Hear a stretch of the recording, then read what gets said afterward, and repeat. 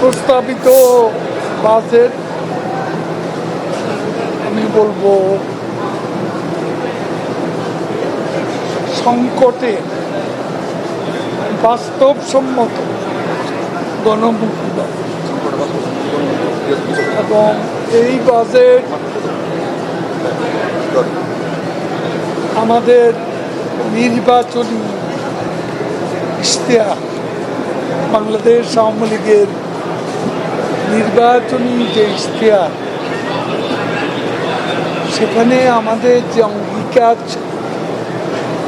বিশেষ অগ্রাধিকার প্রাপ্ত যেই প্রকল্পগুলো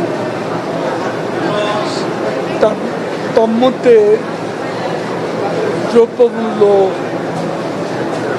নিয়ন্ত্রণ,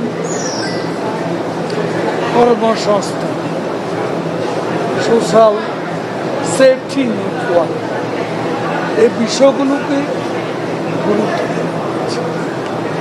সেদিক থেকে বাজেট বলবো বাস্তবসম্মত, সাহসী, গণমুখী বাজেট। আমরা আমাদের বাজেট